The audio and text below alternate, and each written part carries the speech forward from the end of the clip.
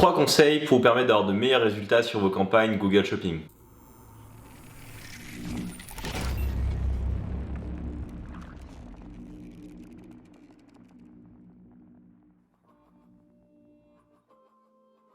Bonjour à tous, bienvenue sur Webmarket School, la chaîne YouTube dans laquelle je vous aide à faire plus de business grâce à Google Ads. Avant toute chose, n'oubliez pas de vous abonner à la chaîne de Webmarket School pour être tenu au courant des dernières vidéos, ça participe au bon développement de la chaîne et je vous en remercie.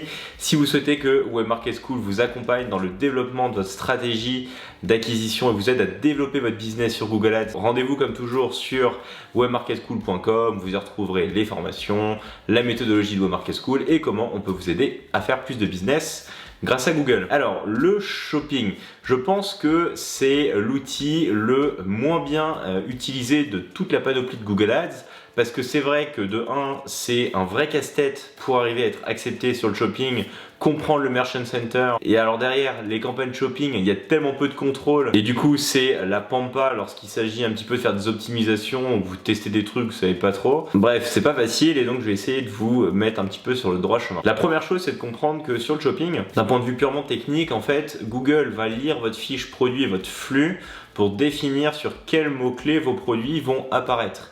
Donc, avant même en fait d'essayer de rentrer dans la technique du shopping, savoir si vous devez faire des smart shopping, des shopping classiques, quelle stratégie d'enchère faire, enfin bref, arrêtez de regarder tout ça et regardez votre flux et travaillez votre copywriting. Ça me fait rire parce que quand on travaille avec des e-commerce et qu'on regarde leur flux shopping, mais parfois c'est hilarant, c'est exactement les copier-coller de produits sur Shopify, il n'y a aucun branding, il n'y a aucun copywriting, c'est juste des noms de produits dégueulasses. De 1, le problème c'est que Google va lire ça et donc s'il ne comprend pas votre produit, il va vous diffuser sur les mauvaises requêtes. Et de 2, comment vous voulez vendre avec des fiches produits qui ne sont pas marketées, sachant que le shopping, vous rentrez en concurrence avec plein d'annonceurs qui vont avoir des produits similaires à vous et évidemment, hormis le prix, les utilisateurs vont avoir tendance à cliquer sur les plus belles fiches shopping. Et pourtant, c'est la base de votre succès sur le shopping. Travaillez votre copywriting, jouez sur l'émotionnel, essayez de raconter une histoire autour de votre produit, travaillez sur toutes les grandes techniques de copywriting qui peuvent vous permettre de vous démarquer encore une fois, d'avoir un super positionnement et de donner aux personnes qui recherchent votre produit l'envie de cliquer sur votre fiche produit et pas sur celle du concurrent. Donc vraiment déjà sur le shopping, ne négligez jamais votre flux, c'est le plus important. La deuxième chose, ça s'adresse surtout aux e-commerce qui ont une grosse profondeur de catalogue. Arrêtez de vouloir à tout prix diffuser sur l'ensemble de votre catalogue. Ça n'a pas de sens. De 1, souvent la plupart du temps quand vous allez faire ça, vous allez recevoir quelques impressions sur une panoplie de produits, mais le problème c'est que vous n'êtes pas capable d'identifier des produits entre guillemets gagnants parce que le temps que vous ayez des résultats significatifs sur l'ensemble des produits de votre catalogue, mais ça va vous demander un investissement colossal et donc clairement, c'est sous-optimal de commencer à diffuser sur le shopping avec l'ensemble de son catalogue. Mon meilleur conseil, c'est prenez votre top 10 de vos produits et contentez-vous de diffuser que sur ces 10 produits-là.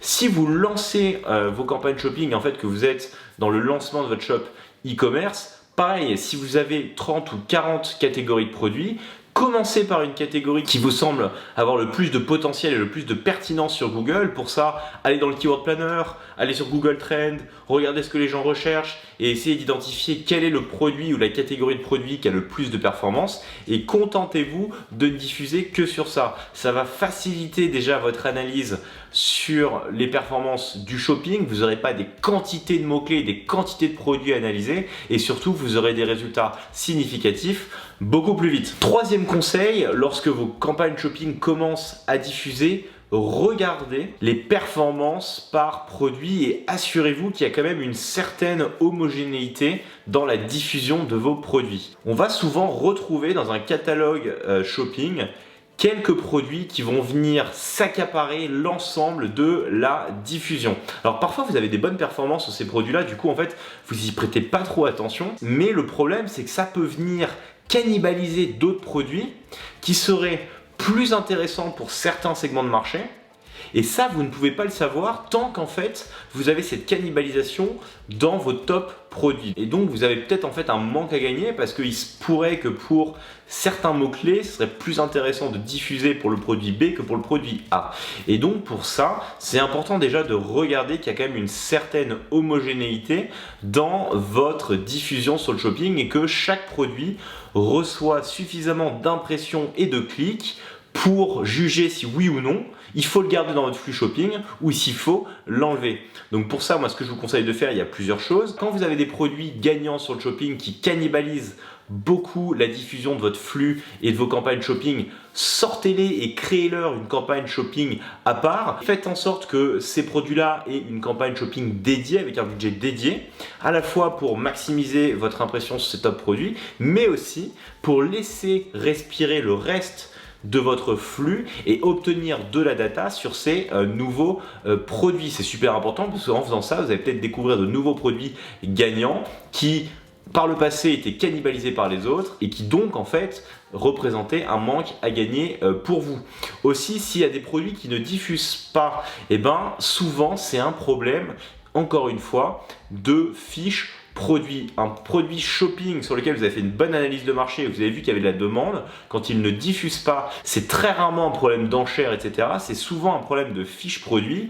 Google ne comprend pas bien votre produit et donc il ne l'affiche pas pour les bonnes requêtes. Donc quand vous voyez aussi des produits dans votre flux shopping qui ne diffusent pas et que vous avez sorti vos top produits et que ces produits-là ne diffusent toujours pas, et ben vous revenez au point 1, vous retravaillez votre flux shopping, mettez les mots-clés sur lesquels vous souhaitez diffuser dans la fiche produit pour être sûr que Google comprenne bien de quoi il s'agit et fasse apparaître vos produits et vos fiches produits sur les bonnes requêtes dans les flux shopping. Voilà, vous l'avez vu dans cette vidéo, je ne vous ai pas parlé de technicité sur le shopping, c'est fait exprès. Pourquoi? Parce qu'en fait, vous allez avoir beaucoup plus d'impact en appliquant ces trois conseils-là qu'en vous cassant la tête à savoir si vous devez lancer du smart shopping, du shopping classique, parce que de toute façon, il y a beaucoup de chances que le shopping classique disparaisse dans les prochains mois, qu'il n'y ait plus que le smart shopping et finalement vous n'ayez plus aucun contrôle sur la diffusion de vos campagnes, si ce n'est travailler sur le flux, travailler sur votre profondeur de catalogue et structurer intelligemment vos campagnes pour que chaque produit puisse avoir une part d'impression qui vous permet de savoir s'il sera rentable ou non pour votre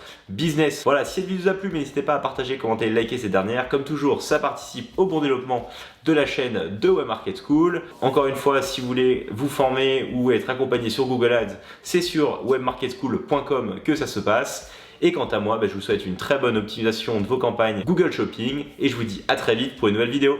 Ciao!